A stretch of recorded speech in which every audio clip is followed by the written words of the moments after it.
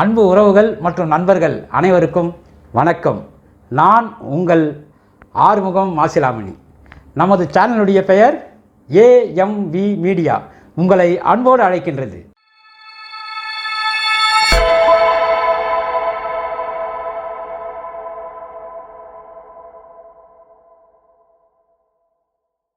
இப்போ தான் நீங்கள் முதல் நம்ம சேனலை பார்க்குறீங்கன்னா நம்ம சேனலுடைய பெயர் பக்கத்தில் சப்ஸ்கிரைப் அப்படின்ற ஒரு வார்த்தை வரும். அதை நீங்கள் கிளிக் பண்ணுங்கள். மேலே ஒரு பெல் இருக்கும், அதில் ஆல் அப்படின்னு இருக்கும். அதை கிளிக் பண்ணிங்கன்னா நாங்கள் போடக்கூடிய வீடியோக்கெல்லாம் உங்களுக்கு நோட்டிஃபிகேஷனாக வந்து சேரும். நீங்கள் நம்ம சேனலை பார்த்துட்டு சப்ஸ்கிரைப் பண்ணுங்கள், லைக் பண்ணுங்கள், ஷேர் பண்ணுங்கள். பண்ணுறீங்களா? இன்றைக்கி நம்ம என்ன பார்க்க போகிறோம்? வாங்க நம்ம வீடியோவில் போய் பார்த்து தெரிஞ்சுக்கலாம். வாங்க.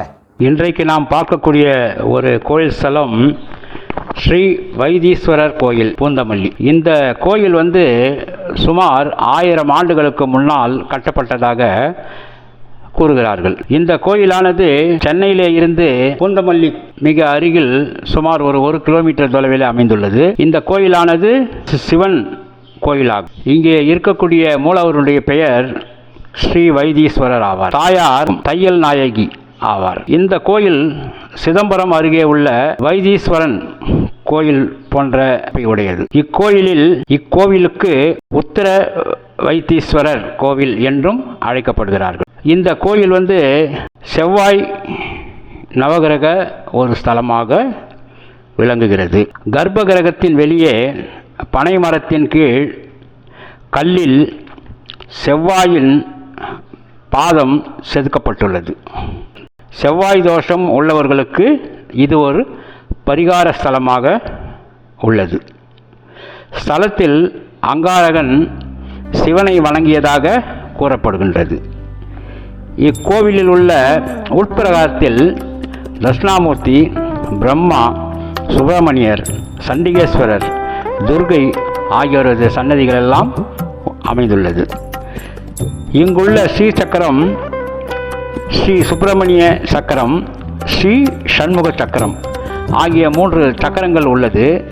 இந்த சக்கரத்தை ஆதிசங்கரால் நிறுவப்பட்டது. வடக்கு பக்கத்தில் பானலிங்கம் ஒன்று உள்ளது. இக்கோவிலுக்கு 2 கோபுரங்கள் உள்ளது. ஒன்று வலதுபுறம், இன்னொன்று கிழக்குப்புறம். வடகுபுறத்தில் உள்ள கோபுரம் 3 நிலைகளை கொண்டு பிரதானமான நுழைவாயிலாக இருக்கின்றது. கிழக்கு புறத்தில் உள்ள கோபுரம் 3 நிலைகளை கொண்டது. இந்த கோவிலுடைய இந்த கோபுரம் சற்று உயரம் குறைவாக காணப்படுகிறது. இந்த கோவிலினுடைய மற்றொரு சிறப்பு என்னவென்றால், மாசி மாதம் 21ஆம் தேதி முதல் 25ஆம் தேதி வரை 5 நாட்களுக்கு சூரிய பூஜை நடைபெறுகின்றது. அப்பொழுது சூரிய கதிர்கள் சிவலிங்கத்தின் மீது படுகின்றது. இது ஒரு சிறப்பாகும். இக்கோவிலில் திருக்குளம் கிழக்கு கோபுரம் எதிரே அமைந்துள்ளது. இதனை வினை தீர்த்த குளம் என்று அழைக்கப்படுகின்றது.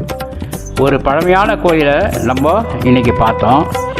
இந்த வீடியோவை முழுமையாக பாருங்கள். சேனலை AMV மீடியாவை ஆதரவு கொடுங்க, சப்ஸ்கிரைப் பண்ணுங்கள், லைக் பண்ணுங்கள். இந்த வீடியோவில் ஏதாவது மாறுதல் செய்யணும்னா உங்களுடைய கருத்துக்களை கமெண்ட்ஸில் சொல்லுங்கள். நன்றி, வணக்கம்.